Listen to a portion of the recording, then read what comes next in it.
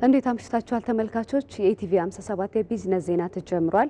ለመረጃዎቻችን አጋር የሆነልን ኦሮሚያ ባንክን እናመሰግናለን። መቅደስ እንዳለ ነኝ።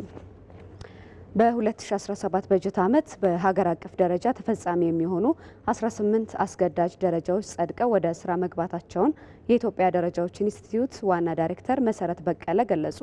የኢትዮጵያ ደረጃዎች ኢንስቲትዩት ስራ ከጀመረ ከ50 ዓመት በላይ ማስቆጠሩን ገልጸው በእነዚህ ዓመታት ዓለም አቀፍ አሰራርን ተከትሎ ባለድርሻ አካላትን በማሳተፍ ለተለያዩ ምርቶችና አገልግሎቶች ብሔራዊ የጥራት ደረጃዎችን ሲያዘጋጅ መቆየቱን ተናግረዋል። እስካሁን ድረስም ከ12000 በላይ ብሔራዊ የጥራት ደረጃዎችን አዘጋጅቶ ስራ ላይ እንዲውሉ ማድረግ መቻሉን የተናገሩት በ2017 በጀት ዓመት በሀገር አቀፍ ደረጃ ተፈጻሚ የሚሆኑ 18 አስገዳጅ ደረጃዎች ጸድቀው ወደ ስራ መግባታቸውን ተናግረዋል።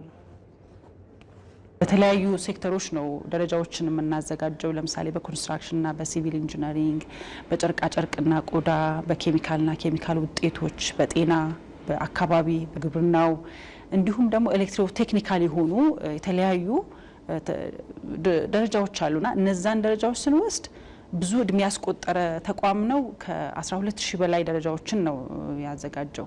ከዛ ውስጥ እንግዲህ ወደ 414 የሚሆኑት አስገዳጅ ደረጃዎች ናቸው። 2017 በጀት ዓመት አስገዳጅ ደረጃዎችን ብቻ በሁለተኛው የቦርድ ስብሰባችን ያጸደቅነው ወደ 18 አስገዳጅ ደረጃዎች አሉ። እነዚህም ከጤና ተቋማት ጋር ያሉ ደረጃዎች፣ ከግብርና በተለይ ከማዳበሪያ ፕሮዳክቶች እንዲሁም ደግሞ የህፃናት ምግብ ጋር ተያይዞ ያሉ ደረጃዎችን አጸድቀን ወደ ህብረተሰቡ ዲስትሪቢዩት አድርገናል። ተቋሙ በምርት ጥራት መጓደል የሚከሰቱ ማህበራዊና ኢኮኖሚያዊ ችግሮችን ለመከላከል በወጪ በገቢና በሀገር ውስጥ ጥቅም ላይ በሚውሉ ምርቶች ላይ የሚለጠፉ የጥራት ደረጃ ምልክቶችን አዘጋጅቶ ወደ ስራ ማስገባቱን ተናግረዋል። 3 ያህል ደረጃዎች የደረጃ ምልክቶች ነው ያሉን። አንደኛው የኢትዮጵያ ብሔራዊ ምልክት አለ፣ የደረጃ ምልክት አለ። ሁለተኛው ደግሞ በቅርብ ቀን በተለይ የበለጸገ ምግብ ምልክት አለ። ሶስተኛው ደግሞ አሁን በፕሮሰስ ላይ ኢምፕሊመንት ለመሆን ኢምፖርትድ ኢትዮጵያን ስታንዳርድ የሚለው ስታንዳርድ ማርክ የሚለው ሌላኛው ስለሆነ በተለይ ወደ ሀገር ውስጥ የሚገቡ ምርቶች እንዲጠበቁ ሰብስታንዳርድ የሆኑ ስታንዳርዶች ወደ ሀገር ውስጥ እንዳይገቡ ያንን ለመታደግ የራሳችንን ሚና እየተወጣን ያለ ነው። የኑሮ ውድነት በዜጎች ላይ የሚያስከትለውን ጫና ለመቀነስ በመንግስት እየተሰሩ ካሉ ስራዎች ጎን ለጎን እያንዳንዱ ግለሰብ የራሱን ጥረት ማድረግ እንደሚገባው የምጣኔ ሀብት ባለሙያዎች ገለጹ። ኤዶም አማረ። ወጣት ቅድስት ሰለሞን ከጊዜ ወደ ጊዜ እየጨመረ የመጣውን የኑሮ ውድነት ለመቋቋም በሚል ወደ ግል ስራ ፊቷን ካዞረች 3 ወራት ተቆጥረዋል። ወጣቱ አሁን ላይ የወረቀት ዘንቢሎችን በዘመናዊ መልክ በማምረት ለገበያ በማቅረብ ላይ ትገኛለች። ባንክ ነበር የምሰራው። ወደዚህ ስራ የገባሁት ያው ፕሮዳክሽን ላይ መግባት ፈልግ ነበረ፣ ማኑፋክቸሪንግ ላይ። ፔፐር ባግ እኛ ሀገር ያው አዲስ ነው፣ ብዙ አልተለመደም። ኢቨን ዘርፍ ራሱ የለውም። ያው በህትመት ስር ነው አንድ ላይ የሚገባው እንጂ ራሱን የቻለ ዘርፍ የለውም። ነገር ግን ከሀገር አንፃር በጣም ትልቅ አስተዋጽኦ ነው ያለው። ፔፐር ባግን ከውጭ እያስመጡ የሚጠቀሙ ሰዎችም አሉ። ፓኬጂንግ በጣም ክፍተት አለ።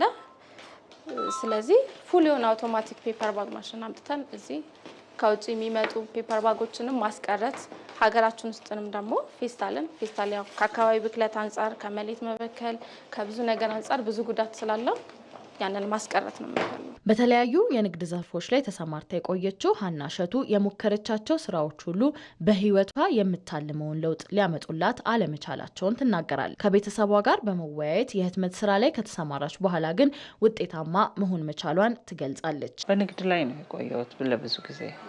ምሰራ የነበረው መጀመሪያ የልብስ ስፌት ነበረ። ልብስ ስፌት ላይ ሰራ ነበር ለረጅም ጊዜ።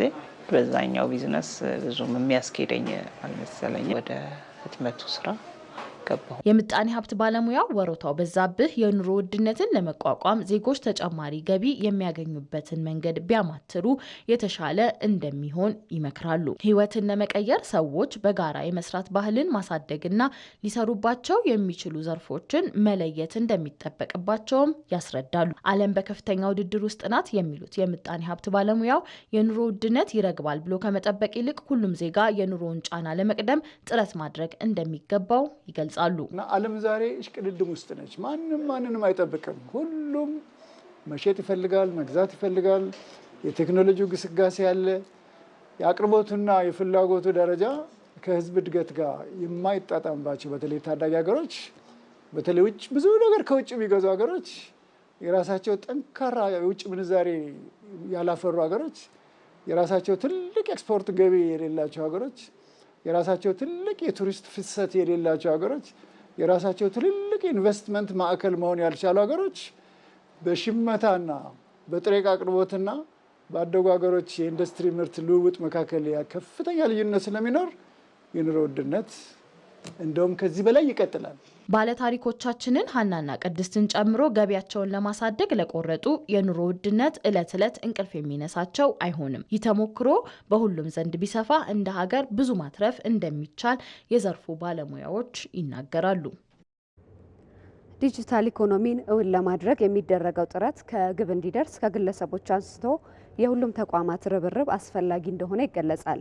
የመማር ማስተማር ሂደትን በማዘመን የመምህራንን የስራ ጫና የሚያቀል ሶፍትዌርን በማበልጸግ በተለያዩ ትምህርት ቤቶች ተግባራዊ ማድረግ የቻለን ወጣት ተሞክሮ ከራሱ አንደበት አብረን እንከታተል።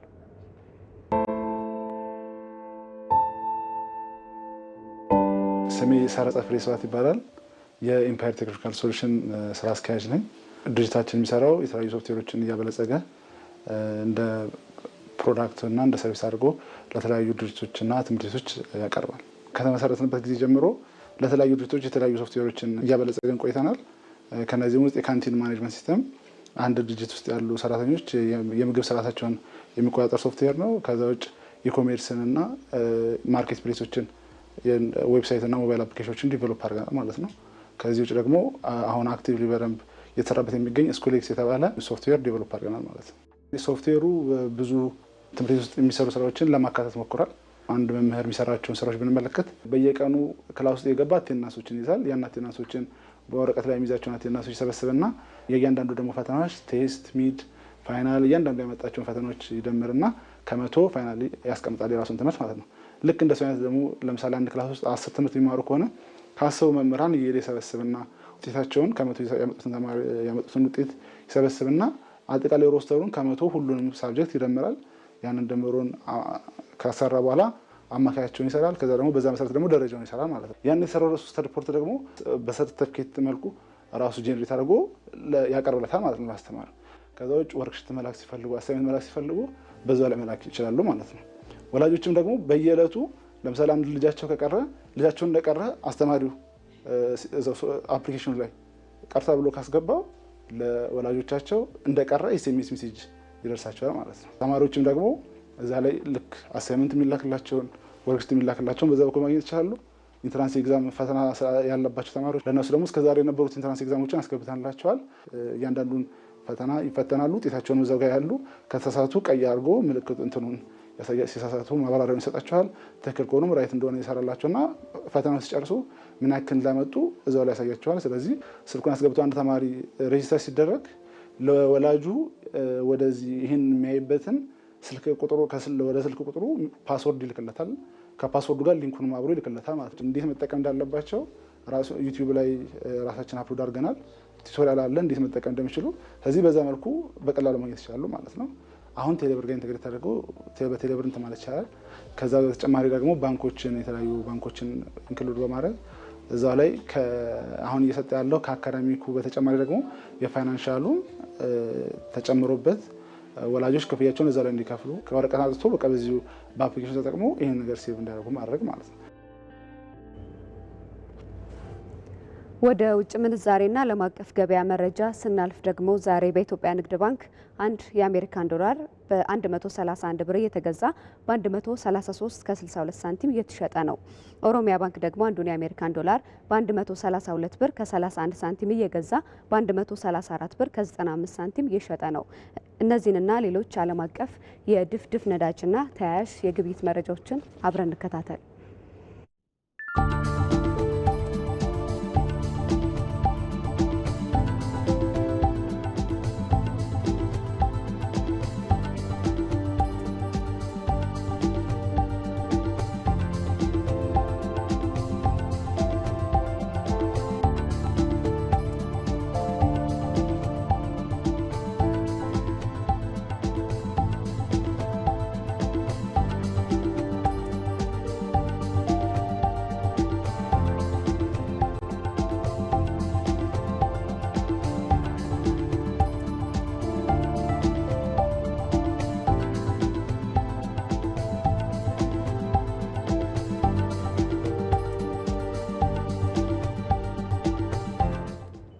ተመልካቾች የኢቲቪ 57 የቢዝነስ ዜና አብቅቷል። መቅደስ እንዳለ መረጃዎቹን ነገርኳችሁ።